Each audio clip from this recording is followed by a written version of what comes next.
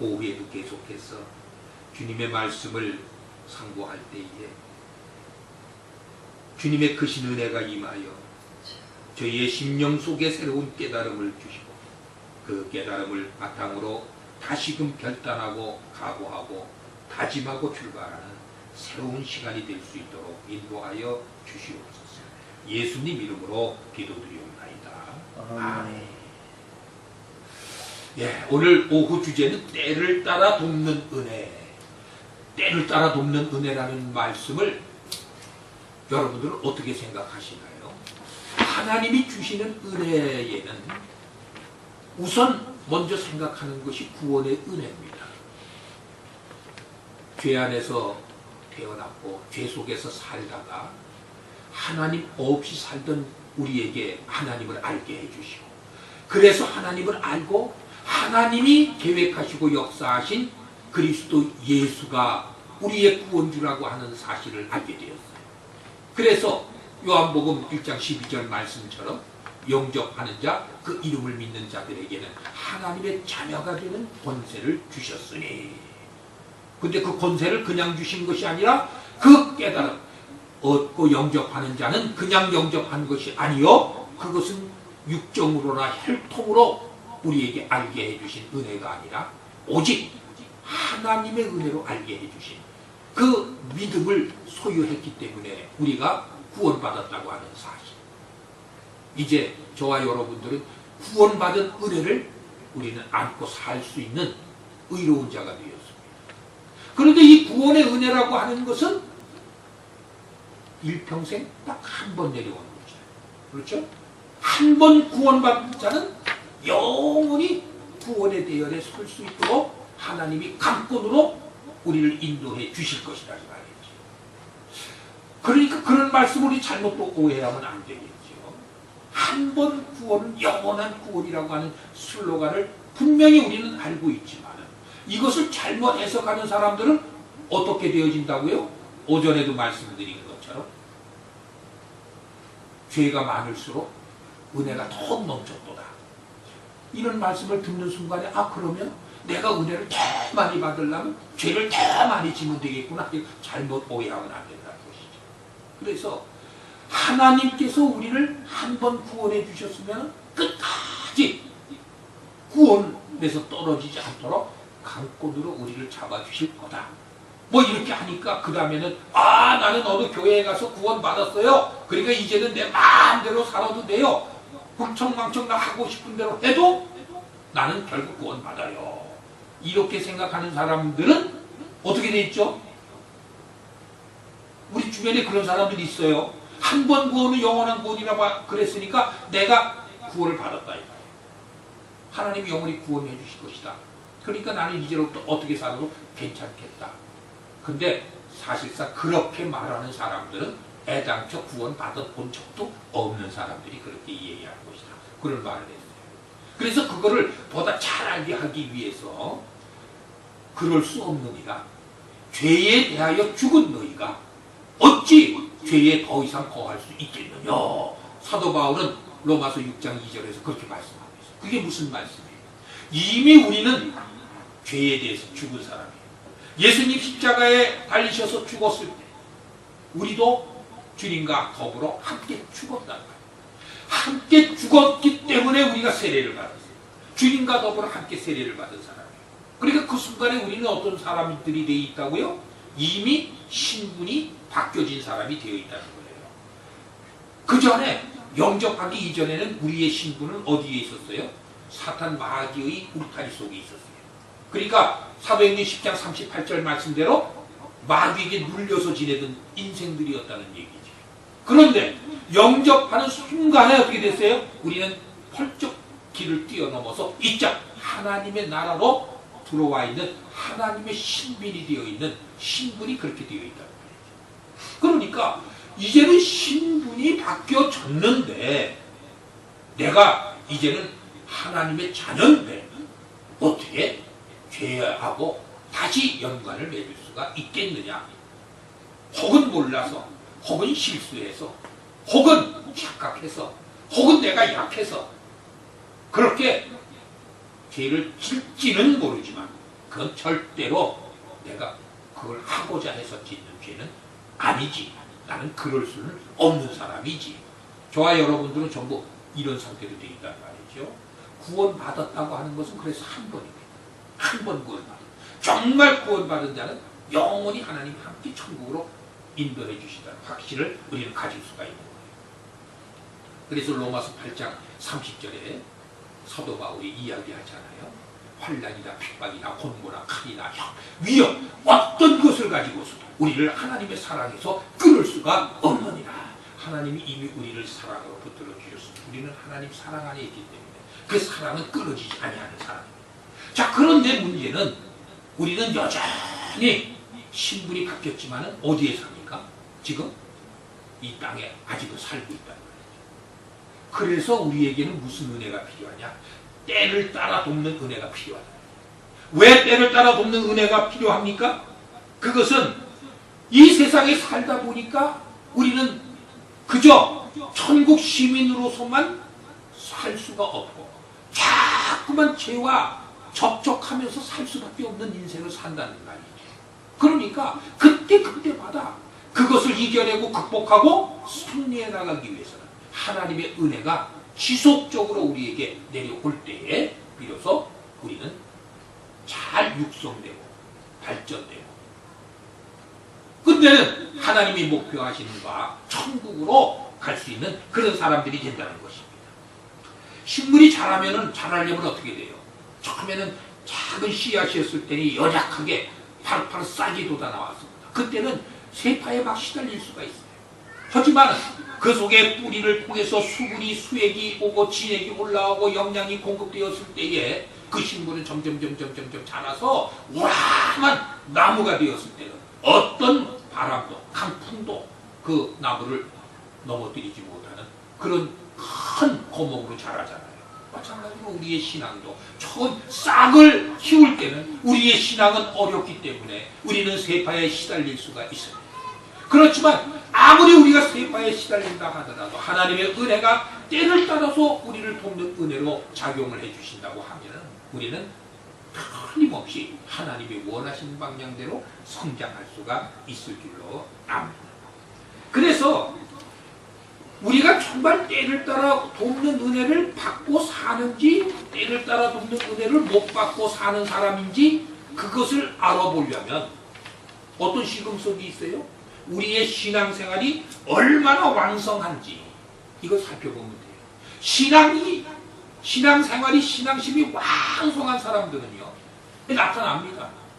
무엇을 하더라도 하나님 중심으로 생각하고 무엇을 하더라도 내가 구원받은 생명처럼 하나님의 자녀처럼 처신하고 살아가요. 그런데 신앙이 왕성하지 못한 사람들은요 어떤 환난이 닥쳐오고 어려운 일이 닥쳐오면요 금방금방 좌절하고 포기하고 낙담합니다. 그런데 신앙이 왕성한 사람들은요 절대로 낙담하지 않는다는 거예요. 물론 어려워하고 힘들어하고 고통을 느끼기는 하지요. 하지만 그렇다고 해서 신앙이 왕성한 사람들은 결코 거기에 자포자기하거나 낙담하지는 않습니다. 그런 분들은 어떻게 하지요? 주여 왜 나에게 이러한 어려움을 주셨나요? 무엇을 하시려고 이런 고난을 또 저에게 주셨나요? 하면서 항상 하나님에게 묻게 되어 있습니다. 물으면서 나에게 준 그 시간에 성실하고 충실하게 가다 보면 하나님을 의지하는 마음이 점점 강해지고 하나님을 의지하게 되면 어떻게 될까요?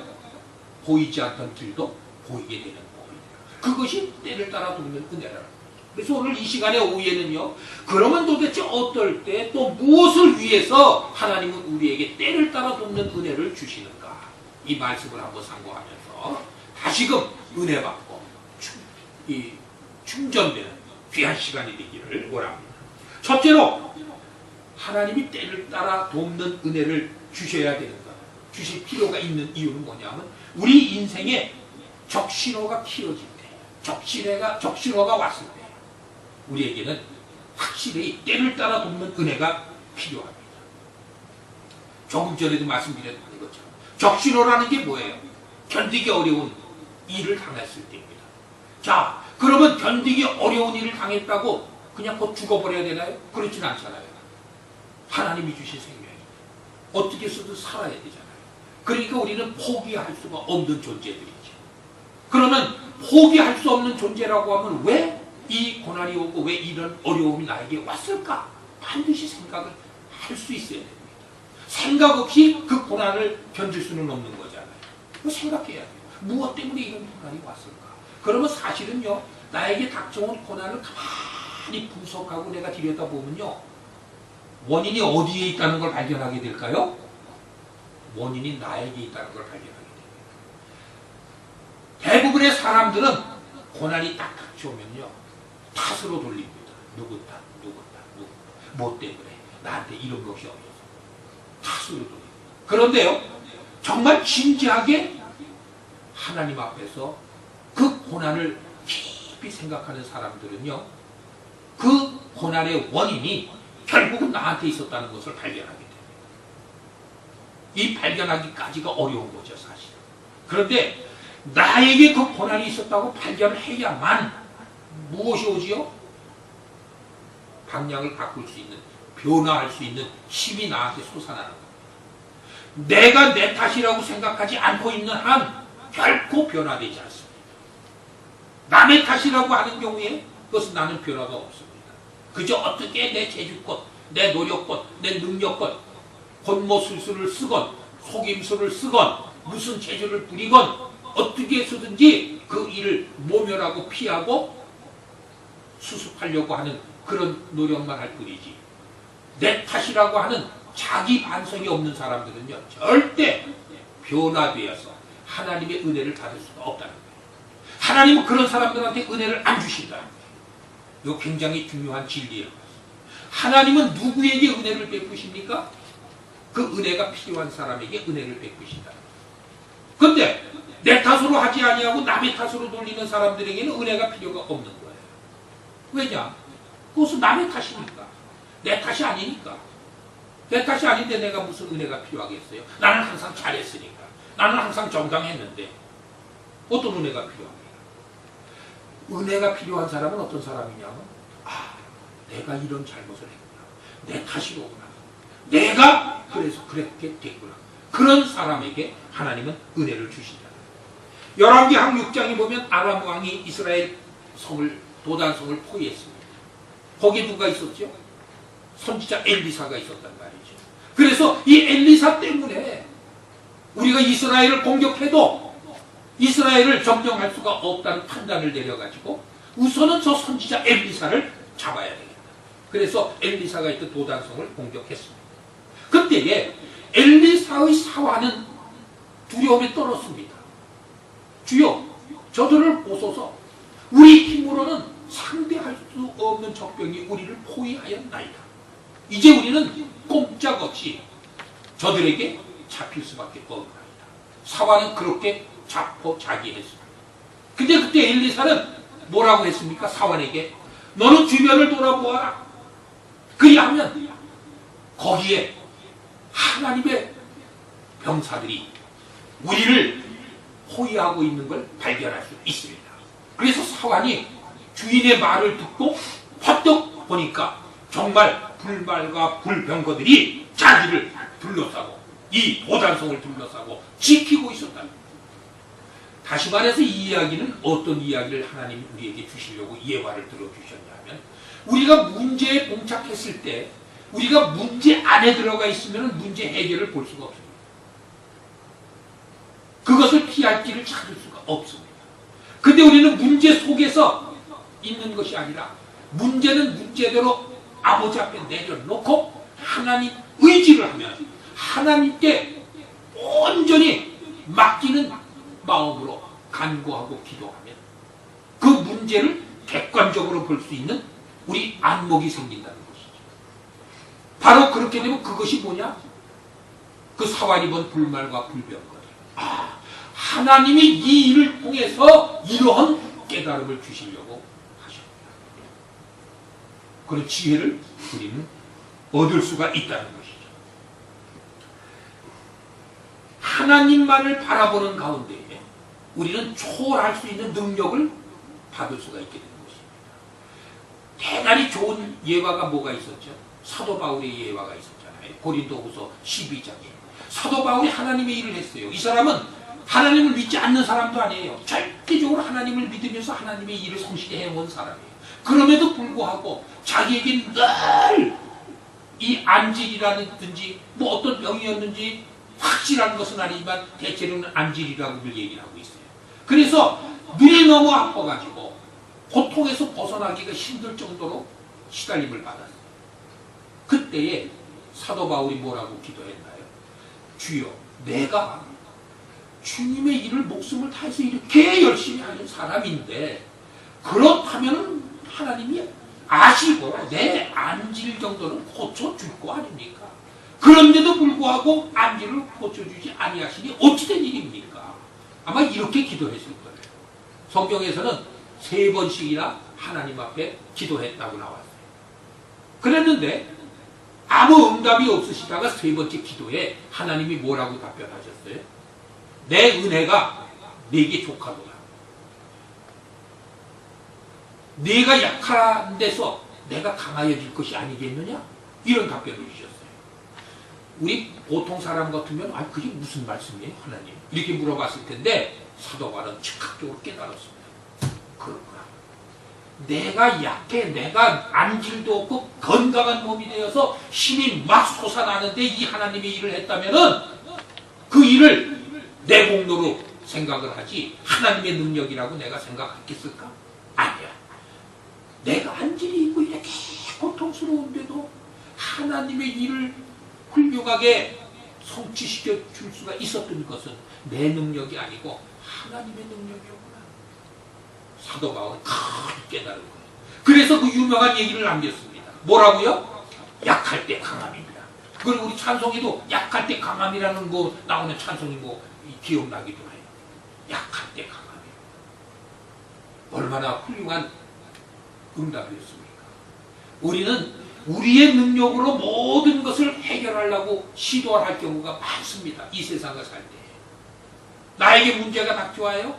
그러면은 제일 먼저 우리가 찾아야 되는 분은 하나님이에요, 사실은. 하나님 의지해야 돼요. 기도해야 돼요. 그리고 나를 돌아봐야 됩니다.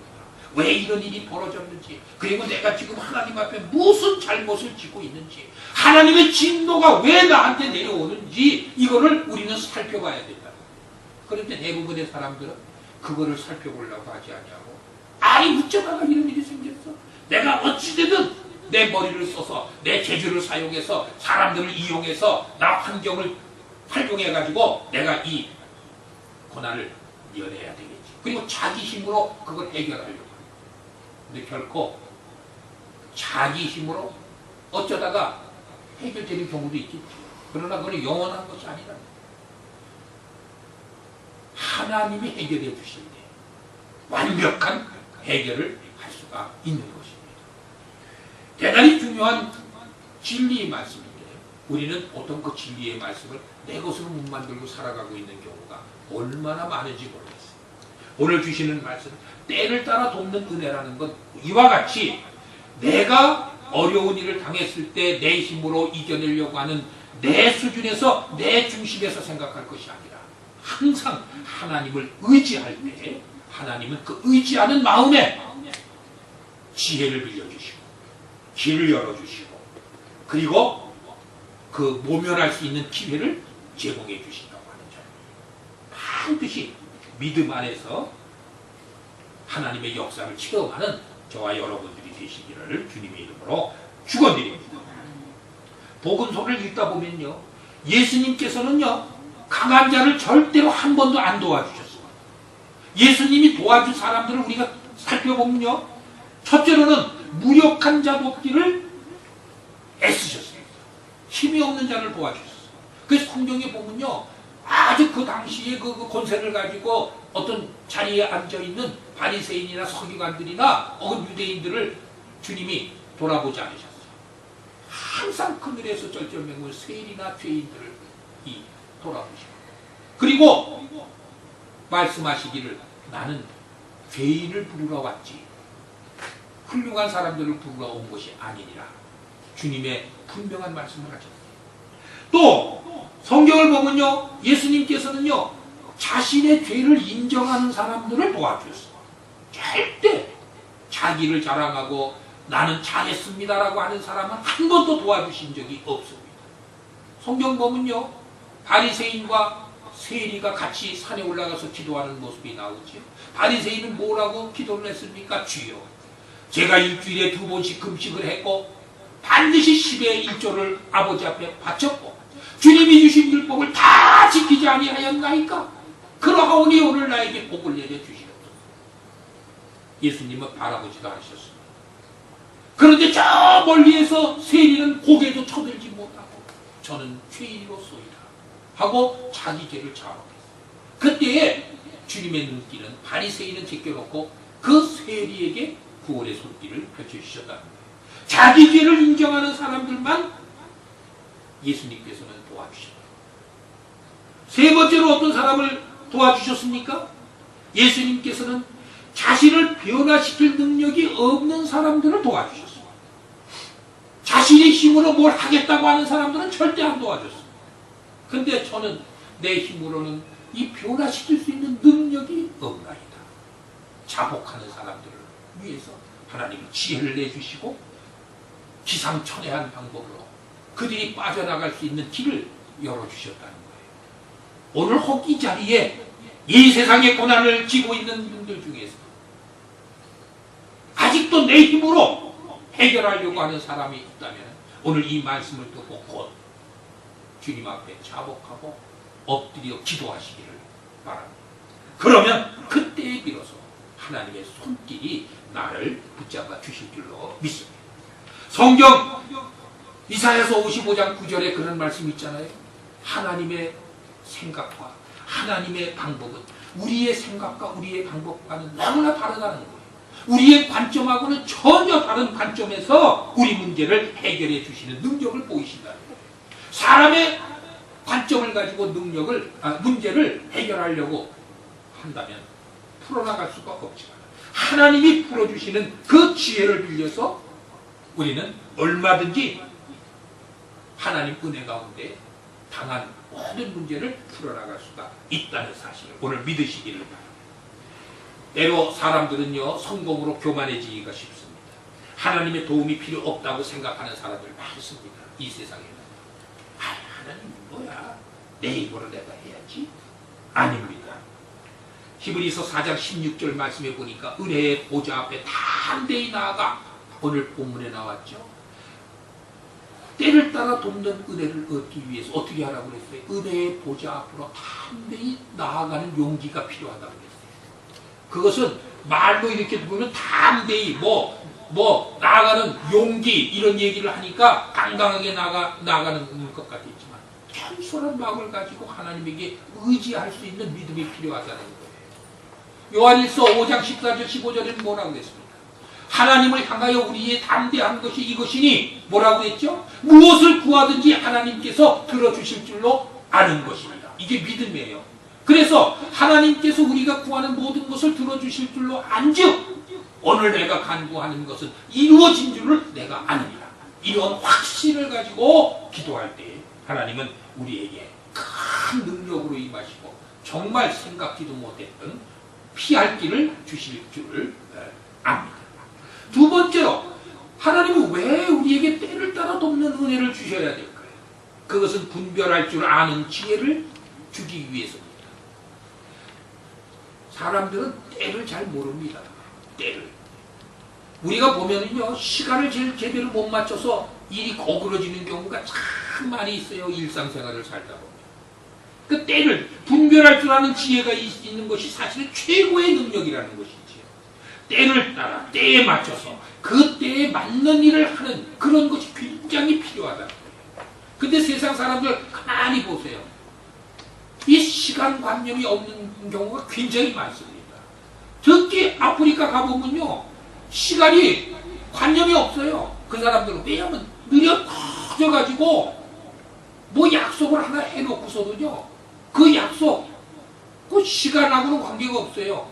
뭐로 가도 서울만 가면 된다는 식으로 뭐 언제든지 하면야 되지 뭐 꼭 지금 해야 돼?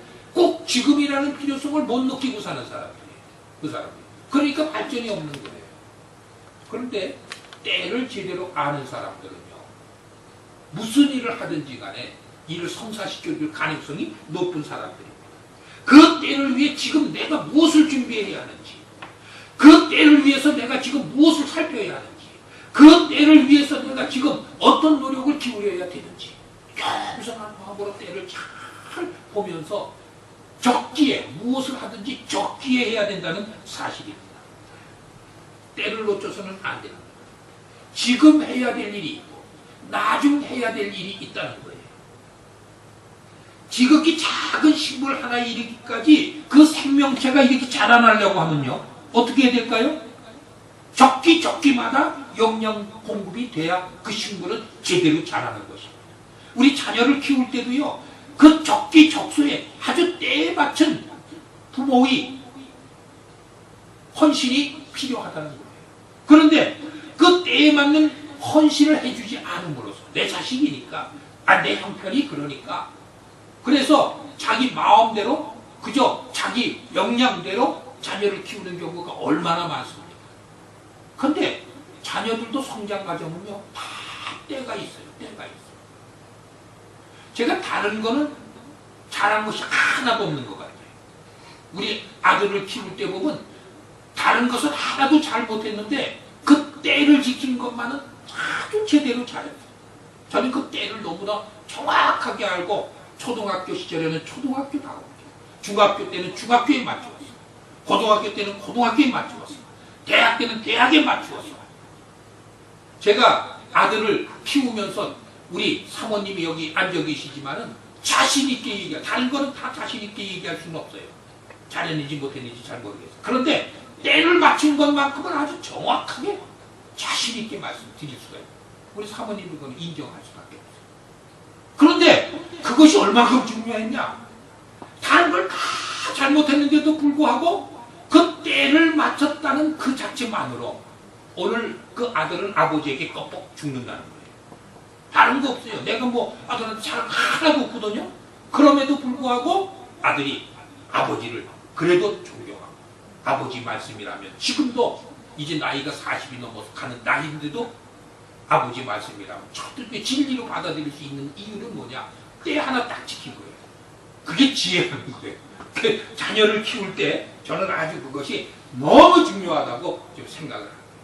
적기를 따지지 아니하는 교육은요, 그 아들에게 실망을 주고, 그 아들에게 불평을 주고, 불만을 주고, 언짢게 만들어줍니다.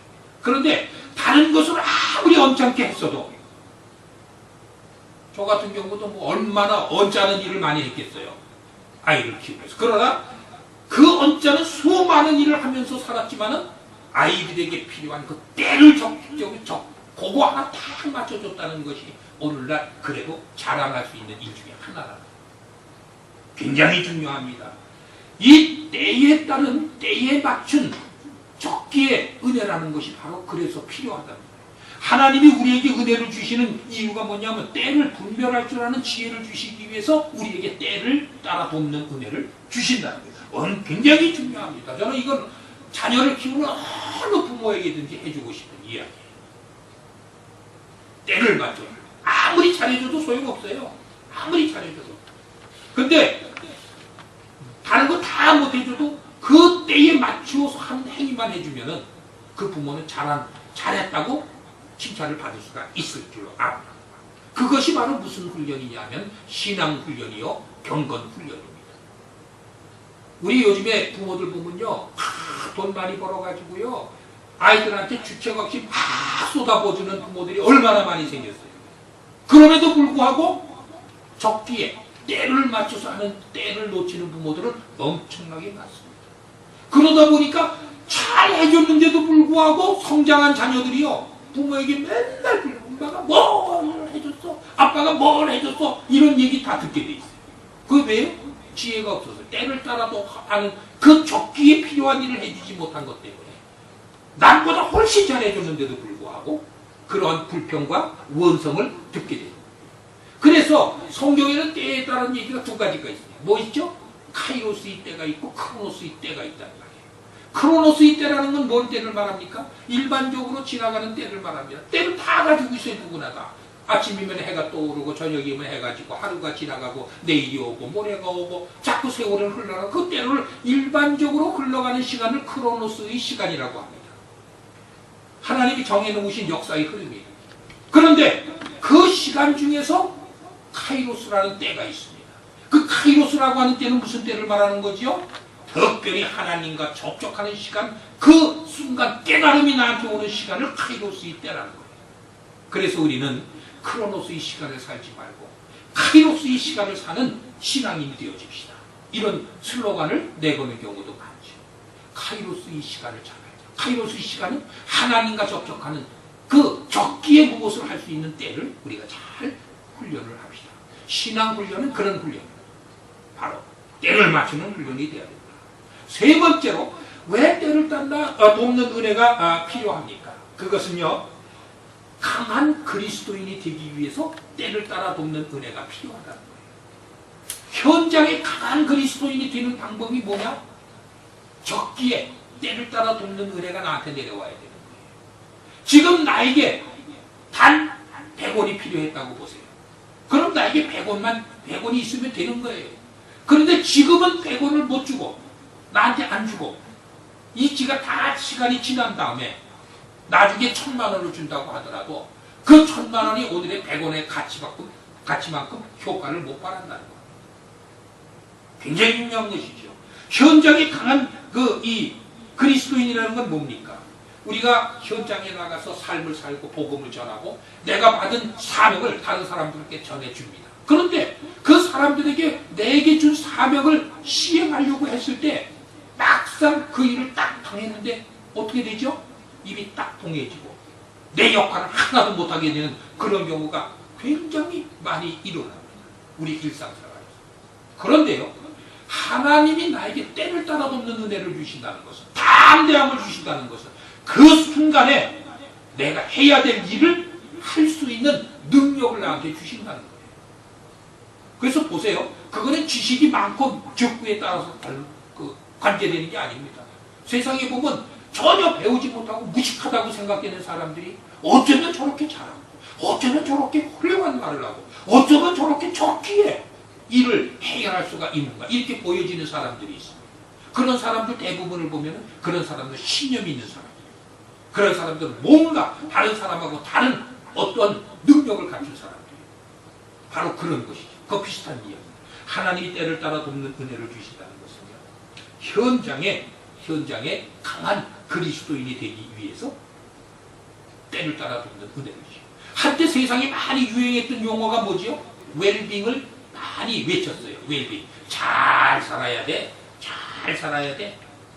근데 웰빙이 지나고 오늘날은 어떤 말이 더 강한 말이 됩니까? 힐링이죠. 요즘에는 힐링이에요. 요즘에 치유를 잘해야 돼요. 그러니까 아무리 잘 사는 거 필요 없다는 거예요. 치료가 안 되는 인생을 산다는 것은 불행한 인생이라는 거예요. 그래서 웰빙 뒤에 나오는 것이 힐링입니다. 그 창세기 39장 6절에 보면요, 요셉은 용모가 빼어나고 아름다웠더라 이런 말이 나옵니다. 요셉은 용모가 빼어나고 아름다웠더라. 이걸 영어로 본문으로 얘기하면 뭡니까? Now Joseph was well built and handsome. Joseph was well built. 잘 만들었지만 그리고 handsome. 아주 아름다웠더라. 아주 멋졌더라. 이런 얘기죠. 사실 요셉은 형들의 미움을 샀어요. 시기 질투를 받았어요. 그리고 요셉은 어떤 사람이에요? 고자질쟁이였어요. 동생을 그러니까 형들이 뭐 하는가 보면 뭘 잘못했어요. 그럼 아버지한테 쫄록 달려가서 아버지 형들이 저거 잘못했어요. 그러면 형들은 이 요셉 때문에 불려가서 아버지한테 야단을 콩으로 맞고 그러다 보니까 형들이 저 못살놈이. 그래서 고자질쟁이에다가 자기만 알았어요. 왜? 자기만 알아. 그게 어디에 나옵니까? 맨날 자색 옷을 입고 아주 예쁘게 차리고 귀염을 혼자 독차지하고 살았단 말이죠. 보통 우리 자녀들 중에 보세요. 그런 고자질 잘하고 자기만 알고 자기만 그냥 이익만 챙기는 그런 습성. 그런데 그런 요셉인데 그런 요셉이 어떻게 됐어요? 자기를 통제할 수 있는 내면의 소유자가 됐습니다. 그럼 그런 복을 어떻게 받았나요? 믿음 하나 때문에 받았어요. 하나님이 나에게 이러이러한 것을 해주실 거야라는 확신이 요셉에게는 있었다는 것이죠. 그 요셉이 꿈을 꾸니까 뭐였어요? 해와 달이 자기한테 절하고, 이 별집들이 자기에게 절하고, 별이 절하고, 이런 꿈을 꾼 거 아버지한테 그 형제들이 그 꿈 얘기를 했다가 호통, 대동 야단을 맞았어요. 그런데 야단을 맞았지만 요셉은 그 꿈을 자기 속에서 잊어버리지 않았습니다. 그것은 뭔가가 특별하게 하나님이 나한테 해주시겠다고 하신 걸 거야. 이걸 잡았어요. 그러니까 그 이야기는 우리가 바꿔 얘기하면 늘 하나님 중심으로 살았다는 거예요. 고자질쟁이에다가 뭐 나쁜 성격을 가지고 있었지만 하나님 중심으로 살다 보니까 하나님이 요셉에게 때를 따라 돕는 은혜를 주셨어. 적재적소에 강한 건강한 내면의 소유자가 되게끔 해줘요. 이 강한 내면의 소유자가, 건강한 내면의 소유자가 됐다는 것은 어디서 나와요? 하는 일마다 여호와께서 함께 하심으로 형통한 복을 받더라. 그러면 그것은 언제 그랬어요? 노예로 풀려가서 감옥에 갇혀서 가장 고통을 받고 고난을 받는 시절에 요셉은 하나님과 함께함으로 형통한 복을 누릴 수가 있었던 그런 은혜의 사람이었다. 그게 바로 때를 따라 돕는 은혜를 받은 거예요. 때를 따라 돕는 은혜를 받았다 보니까 어떻게 됐어요? 결과는 여러분들 다 아시는 방법대로 그 애굽의 전 세계를 지배하는 애굽의 총리가 된 거 아닙니까? 그러면 총리가 된 요셉을 잘 되게 하기 위해서 이 총리를 만들어 주셨나요? 아닙니다. 요셉을 통해서 하나님이 하시고자 하시는 뜻이 있었기 때문에, 그래서 그 요셉을 통해서 하나님이 하신 일이 뭐예요? 뭘 하셨나요? 아브라함의 후손에게 아브라함에게 약속했던 아브라함 네 자손이 하늘의 별과 같고 땅에 바다의 모래알 같이 번성하리라고 하신 약속을 요셉을 통해서 이루신 거예요. 어떻게 해요? 요셉이 국무총리가 되고 그 황제 왕 바로에게 인정받으니까 어떤 혜택을 받았어요? 네 형제들 다 데리고 와서 우리 지역에서 제일 좋은 땅, 곧센 땅을 너한테 줄 테니까 그 곧센 땅에서 가족들과 함께 잘 살아라. 그런데 그것은 세상적으로 얘기하면 그저 하나 받은 선물인 것 같았지만 아니었단 말이에요. 그 일로 인해서 그 작은 족속 몇 명 안 되는 식구들이 얼마로 불어났다고요? 60만이라는 데는 엄청난 인구로 번창했잖아요. 그게 하나님의 역사라는 거예요. 하나님은 아브라함을 통해서 네 자손으로 인하여 만 백성이 구원을 받으리라. 그래서 그 자손 중에서 그리스도 예수가 태어나게 만드셔가지고 구원의 길을 열으셨던 것처럼 네 자손들이 하늘의 별과 같고 바다의 모래알과 같이 번성하게 하리라는 약속을 요셉 때에 와가지고 요셉을 국무총리로 만들어 때를 따라 돕는 은혜가 아니었으면 그거 될 수가 없었거든요. 그렇게 해서 결국 60만이라는 데는 어마어마한 숫자로 불어나게 하고 거기에 위협을 느낀 이 애국 사람들이 결국은 사내 아이를 태어나면 다 죽이게끔 만들었잖아요. 그때에 모세가 태어나는데 모세는 다행히 그 미리암의 지혜로 인해 가지고 어떻게 됐어요? 바로의 공주의 아들로 성장하게 되고 그 모세를 통해서 수백만 명으로 변화된 그 이스라엘 민족들을 이제 출애굽시키는 가나안 땅으로 인도하는 엄청난 역사고 세계 역사를 일구어내신 것이 하나님이 아니시냐는 거예요. 이것이 바로 때를 따라 돕는 은혜.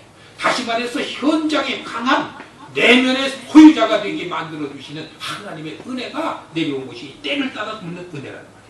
거기에 보니까 요셉은 뭐라고 그랬어요? 웰빌트라고 그랬죠? 잘 지어졌다. 그러니까 웰빌트라는 건 뭐예요? 잘 지어졌다는 건 자기 자신이 만든 것이 아니라는 거예요.